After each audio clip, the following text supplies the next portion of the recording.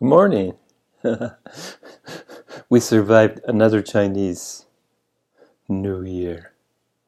It's always interesting because as an outsider, I'm not as vested, I'm not as connected, not even connected at all to Chinese New Year's. My holiday seasons have come and gone, but there's a it's a really interesting dynamic. It's interesting to be an outsider looking in, as always, observer. And, I know that Christmas has a lot of baggage, never quite lives up to people's expectations. There's some depression that's connected with the seasons. Growing up, unbeknownst to me, when I was not yet 4, my father passed away a couple of days before Christmas. So my mom, understandably, would have a lot of baggage associated with this time of year. And innocence, the youth, the children pick up on these. And it's an imprinted. They carry it with them from here on out. So I've had to make conscious effort to not get depressed around Christmas. And that's why Thanksgiving has been my favorite holiday of long standing. No baggage, no expectations, no gift giving. Gift giving is a highly stressful. Here in Taiwan, they make it easy. You just put cash in an envelope. I kind of like that. And in a red envelope, hanbao. And it's particularly for youth. The older children are supposed to give to their parents and for their parents' parents. So the burden is carried by the no longer adolescent and not yet senior citizen. They carry the burden. But anyway, there's a frenzy, there's expectations, there's a frenzy that's leading up to the New Year's where you have to get certain things. It's a competition, as always, particularly in Asia, for limited resources, at least the perception of limited resources causes this frenzy. And you couple that with expectations. It's a lot of work. A Chinese meal is quite demanding if it's still prepared in the traditional manner. A myriad of ingredients. Preparation is not simple of this largely symbolic food. Food that's more a symbol of what it represents, long life, good fortune, whatever it is. It's actually more important than any taste, it seems. And it's ubiquitous. Everybody's preparing the same thing, which means that there's a competition. So the frenzy leading up to the New Year's holiday. And then the New Year's holiday, New Year's Eve, New Year's Day is the big meal. The day after New Year's Day is the time to travel to the wife's and the mother's family home. So there's dictates, and everybody get on the road at the same time. This is quite fun as an outsider to wander around, ride on my bike path. My brother and I ride on our bike path, and not a soul. Everybody's dedicated to either arriving for the New Year Day meal. This year, our neighbors were nice enough. We celebrated on New Year's Eve and had the traditional dinner, an intimate little gathering. Just my wife, my brother and his wife, and the couple, and the neighbors, and the grandma and the child, and a couple stragglers. It's funny, they call this the stragglers' dinner. people that didn't really have a place to go. And by definition, the foreigners without an extended family are clearly within the purview of stragglers. And the next day I joined my good friend Buffalo and went with him to, me and my wife went down to his hometown, a couple hours south, and had a nice celebration. He wanted to share with us how the country people celebrate. So we went to bye-bye, which is offer prayers and best wishes to ancestors, and to see a few family members, and again, share a meal together. Nice drive, scenic, beautiful scenic drive. We went through central Taiwan, south, and came back over the mountain and through up along the coast. Beautiful, beautiful day. Nice day to spend. We enjoyed it. But it was talking to Buffalo. Buffalo's a little bit older, 1 year or so older than I am, and he's quite a fellow. He takes Tai Chi every morning. He studies every night. It's a Japanese class. I'm his English teacher. He's got a painting class, a piano class. It's really active. But if you talk to him, what's motivating him is this fear of dementia. Even though it's not in the family, he just has an inordinate fear of dementia. And he knows that if he keeps his body healthy and exercises his mind, that perhaps it could, if not prolong the period before suffering any consequences of dementia. Whereas for me, I look at it a different way, because I don't see forgetting as such a bad thing. Yeah, I've forgotten more than I remember, I'm sure. But as I've aged, hearing is not as good, eyes is not as good. Well, nothing is as good, is it? But I'm a man without fears. I surrendered my fears in the process of my awakening. The journey from non-abiding to abiding awakening includes first finding the source of the fears. And death is an obvious one, isn't it? And all the other fears, dementia in my friend Buffalo's case. Find the source. Examine the emptiness of the source. Essentially, the source is without substance. We're talking about imaginary thoughts, imaginary feelings, imaginary thinking in an imaginary world. So it becomes ludicrous to the point of hysteria. Hysteria is profoundly, deeply funny that when we discover the baselessness of our essential and non-essential fears.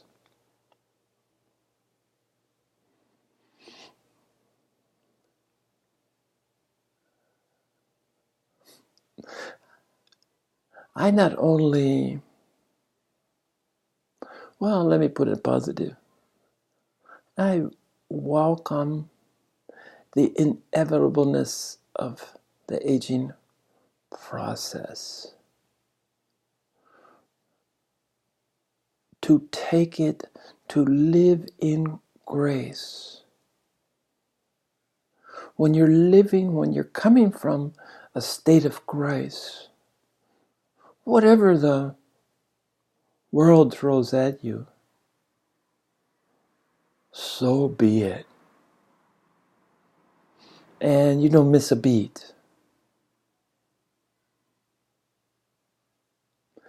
But anyway, I was real curious about this dementia.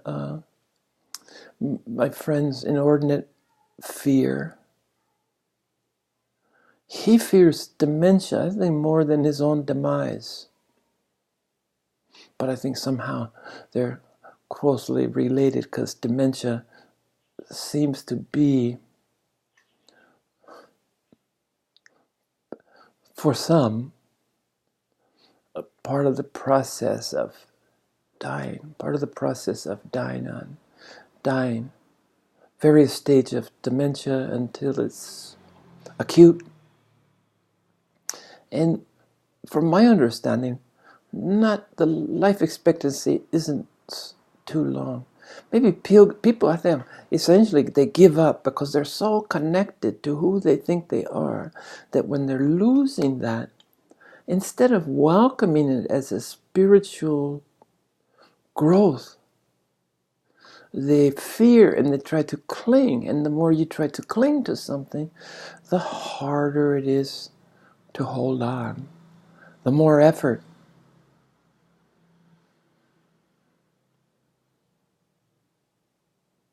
So maybe dementia is nothing more than extreme forgetting. And I'm curious that if we worked with these people and put them in a serene, spiritual environment, had them look forward instead of worrying about looking back, not having to listen as the hearing goes, as the eyesight goes. These can be welcomed. They're not without benefits. The less you hear, the less you see of the Maya, the veil of Maya that many call life, the closer you are to God, the closer you are to the infinite.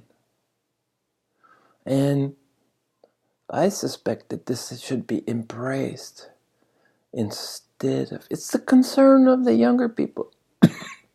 My dad doesn't recognize me. My mom forgot her own name.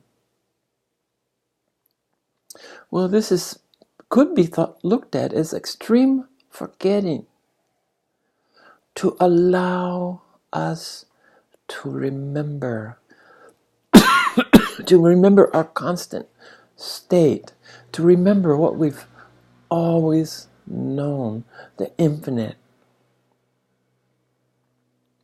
to know the unknowable, at least to embrace it, and without trying to break it down, trying to master it with the mind. The mind is without any use in this process. Again, mind is previous sorting, filing, storing, accessing when important, when needed. Again, I'm secure in knowing that I will know what I need to know when did I get that wrong? I'll know what I need to know when I need to know it. And if I don't know it, I don't need it. And it will come to me by letting go. I let go of the search. Let go of the striving. It's the striving. It's the effort that needs to be let go of. But anyway, we're back a roundabout way of talking about spirituality and dementia. And this became particularly over the holidays. A friend visited that is a follower of my previous teacher. He remains. I went out on my own. with the blessing and the understanding of my teacher, the release. But others are not ready to accept responsibility to take the next step. The master points to the prefaces, takes you to the edge, and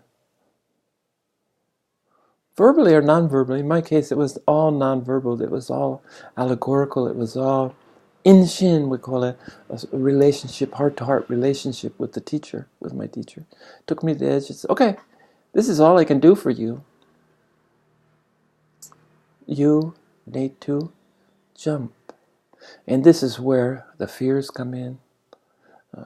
The fear of separation, if there's any anxiety. I feel no anxiety because I was ready. So now, from my observation, my master, my former teacher, is available on internet, so I can see, and I just know his presence is different. And one of my friends that's still with him said he suspects that his dementia is setting in, because he's always insulated, he's always protected, like any kind of organized system. The first thing to do is protect the master, and then it pretty much turns into all the ugly things, the power struggle. So I'm the closest to the master, I can interpret his message, and there's all this going on that's just inherent in building any structure. My teacher, my former teacher, was a micromanager, and he built this whole system, but it got bigger than him. And if it's true that he's in state of dementia, whether it's progressive or not, how does this fit in spiritually? How does this fit in? This is what I'm pondering.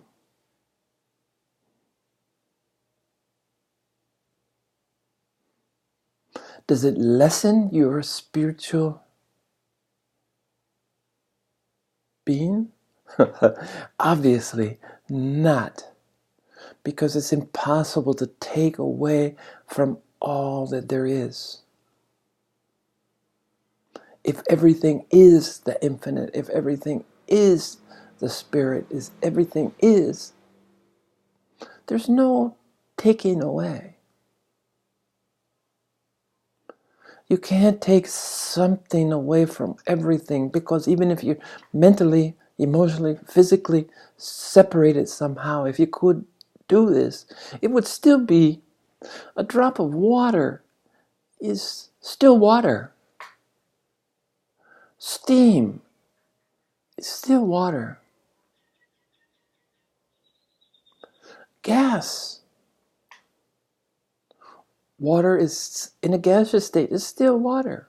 Water frozen. Snow, ice is still water. And such is the spirit. Now, if your faculties have diminished, if this is what dementia is,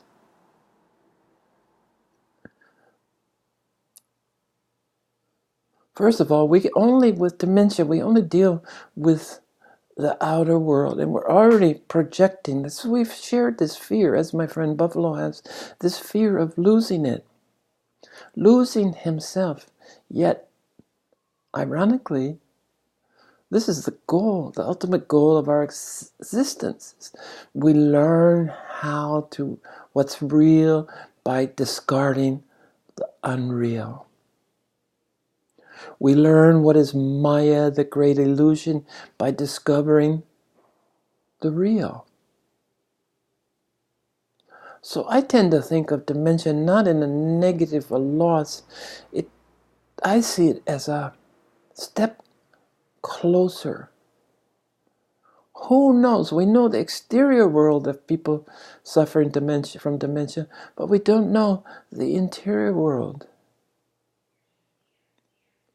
There's some sense of knowing in some of them, knowing what they've forgotten, and they misidentify what they've forgotten as anything of any import. They don't recognize, because we don't prepare ourselves and each other for this gift, as I see it. The gift of not remembering the non-essential, not identifying with the Maya. If we have a strong sense of the spirit of the oneness, there's no room for fear. But it takes preparation. So I've worked with my friend Buffalo and preparing him, helping him to recognize that forgetting is a blessing, not a curse. Forgetting makes room for remembering the essential, remembering the oneness, the wholeness, the completeness. This is what we need to remember. So, I'm being so bold as to suggest to you that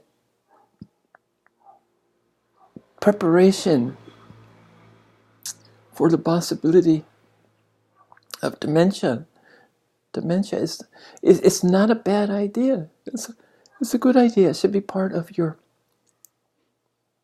spiritual practice and process. And the secret lies, as always, in losing fear.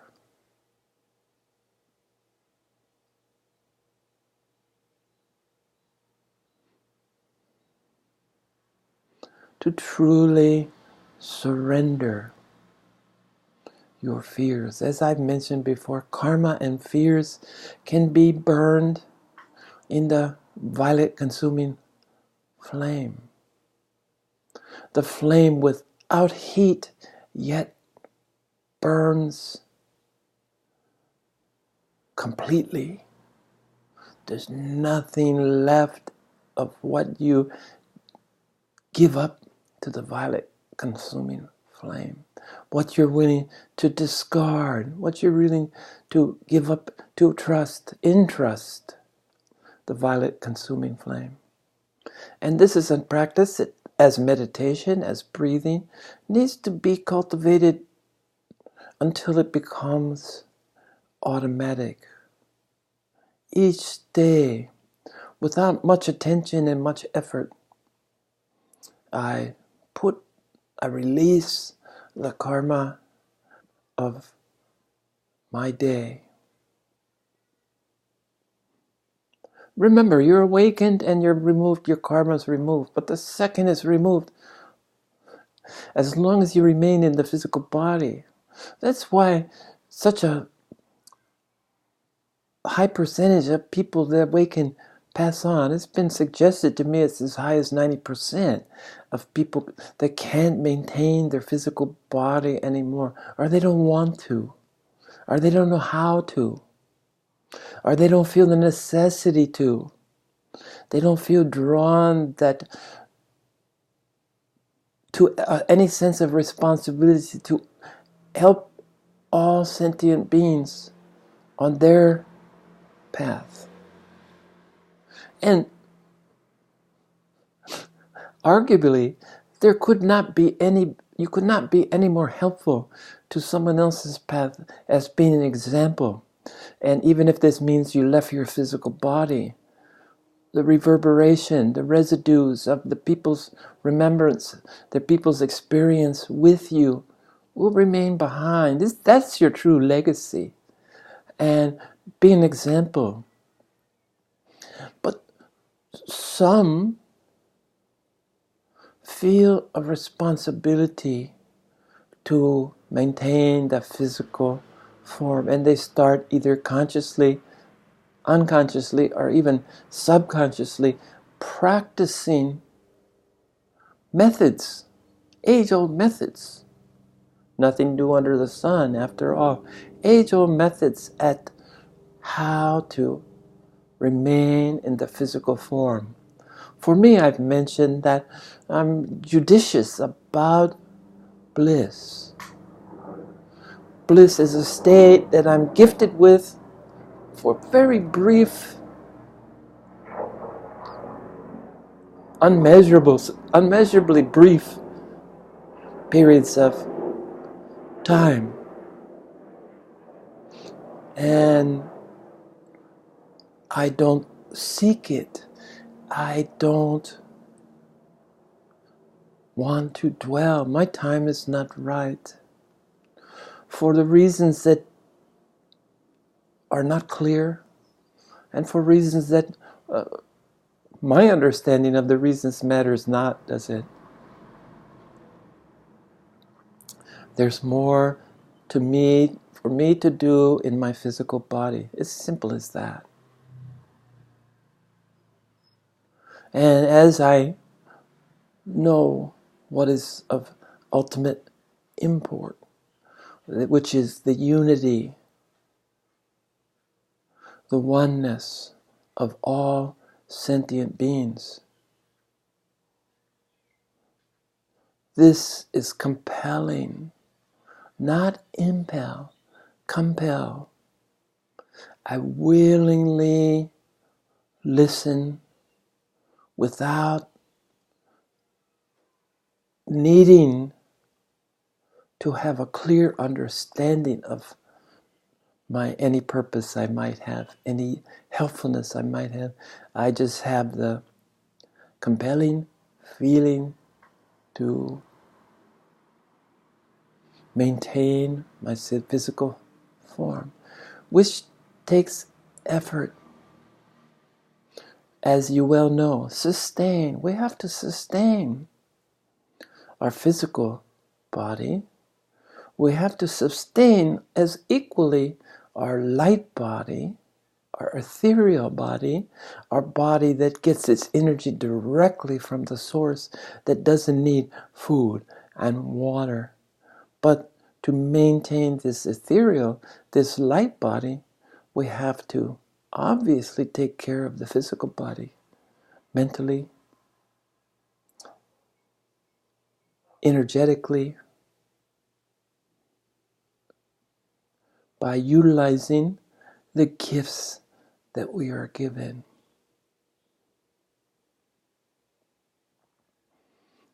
So, again, it's always the step, surrender. Actually, there's one, forgive. And you like to forgive and forget. Surrender, actively surrender, consciously, on all levels surrender. And this is not a one-time, it's a continual surrendering. Life, spiritual life, is a process of continual surrendering.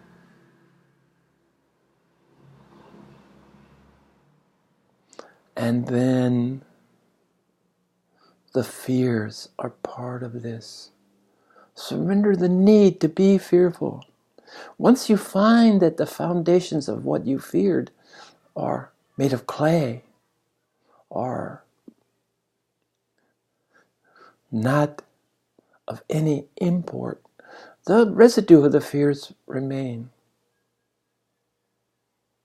And this needs to be deposited, the violet consuming flame, the residues, needs to burn clean. A flame without heat, that's all consuming.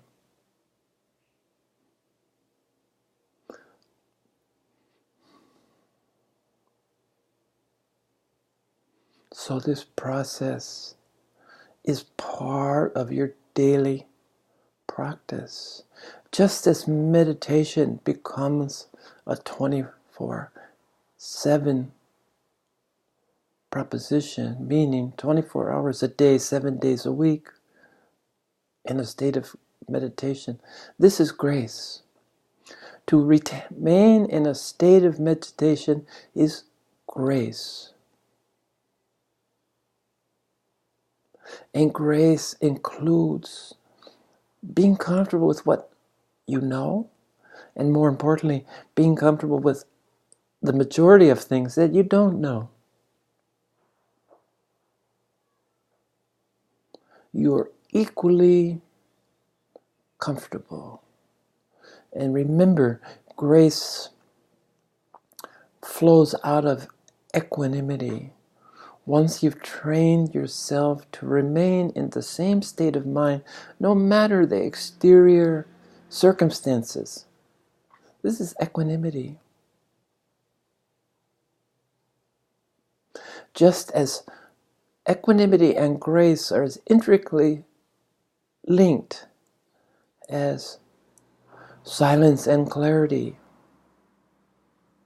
And I've been getting more about silence.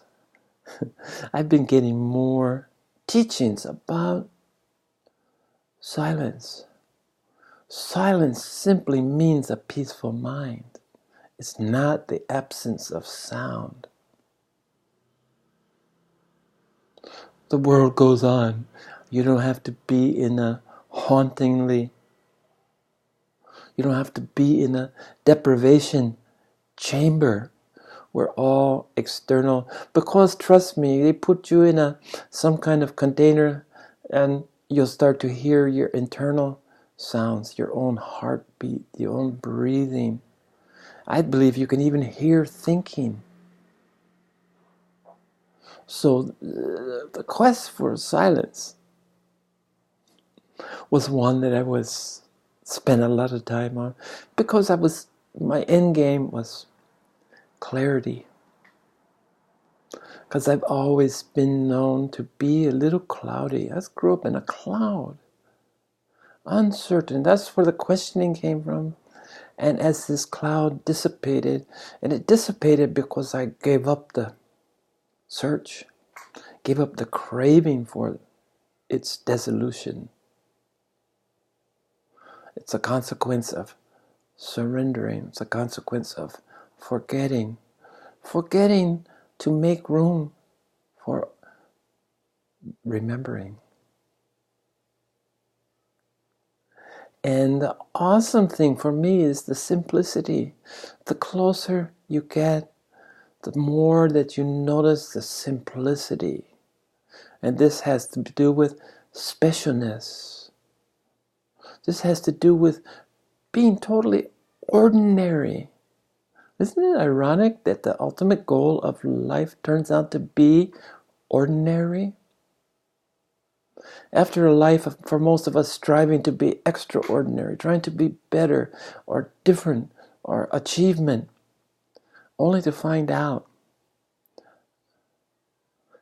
after a rocky period of a spiritual ego, only to find out that you were overwhelmingly ordinary. Ordinary in the sense that you're only a reflection, you're only a part of all that there is. There's no separation, there's no better or worse. There's no duality. It's unified. It's safe. It's beautiful. Embrace, enjoy.